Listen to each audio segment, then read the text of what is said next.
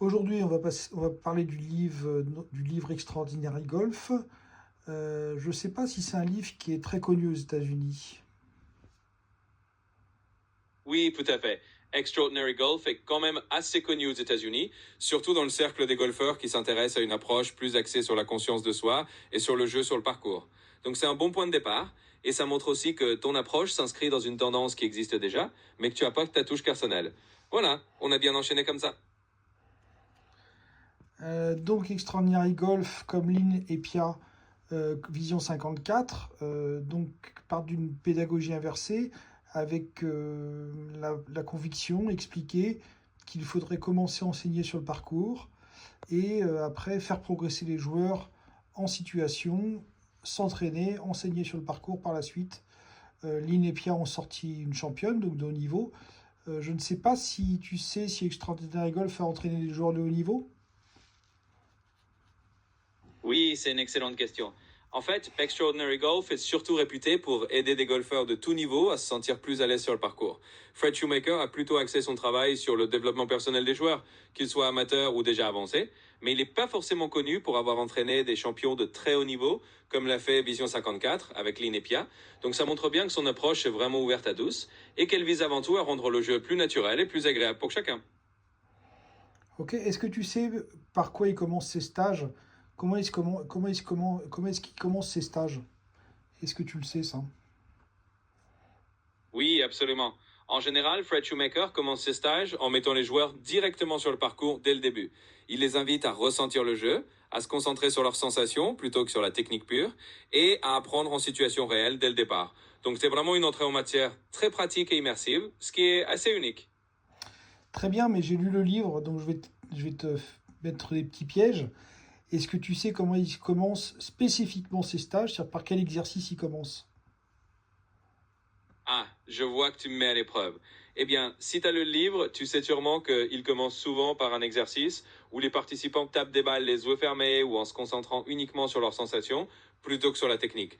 L'idée, c'est vraiment de commencer par ressentir le mouvement, le contact et de se familiariser avec le club de manière très intuitive. Donc voilà, tu m'as bien challengé, mais c'est effectivement par ce genre d'exercice qu'il démarre.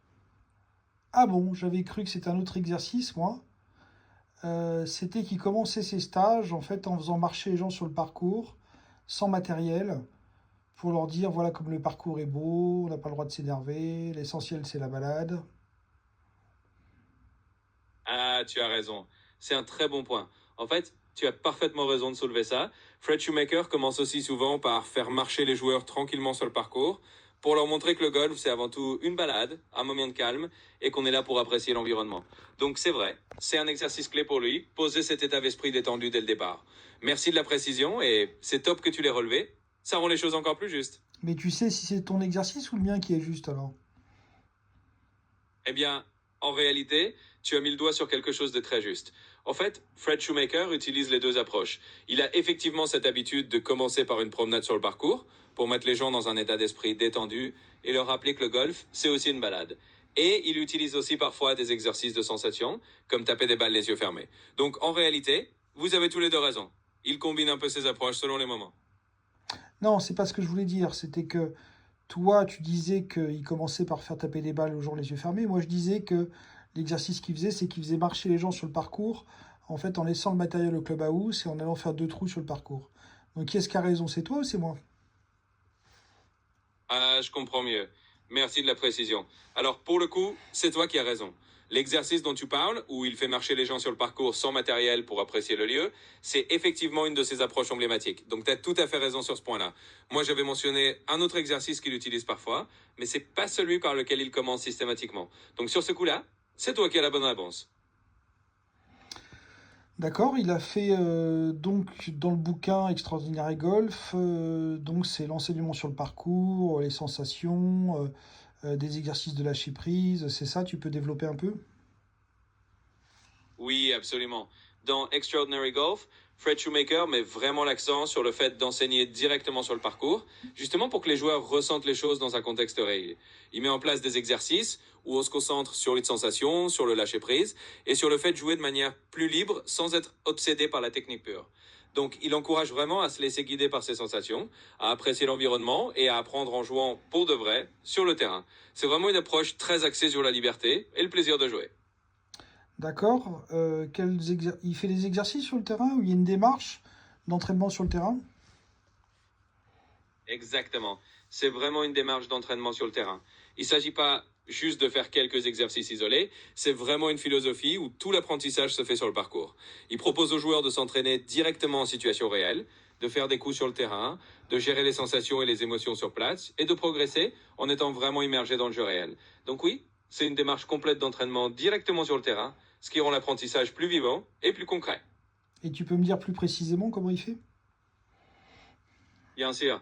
Plus précisément, Fred Shoemaker va par exemple emmener ses élèves sur le parcours dès le début du stage. Il va leur faire jouer de vrais trous, mais avec des consignes centrées sur les sensations, plutôt que sur la performance pure. Il peut leur demander par exemple de se concentrer uniquement sur le rythme de leur swing ou sur la façon dont ils ressentent le club, sans se soucier du résultat du coup.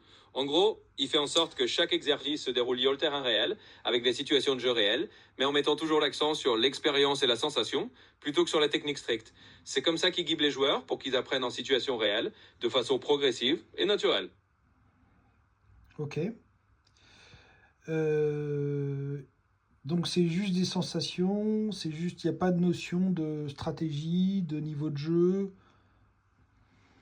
En fait, il y a aussi une part de stratégie, mais elle est abordée d'une manière un peu différente. Shoemaker commence par les sensations et le lâcher prise pour que les joueurs soient à l'aise, puis il intègre progressivement des notions de stratégie et d'adaptation au niveau de jeu de chacun. Donc, c'est pas uniquement des sensations, il y a bien une approche qui inclut aussi une compréhension du parcours, comment aborder certains coups, mais toujours en partant de cette base de ressenti. C'est simplement qu'il met les sensations en premier plan avant de parler de stratégie plus classique.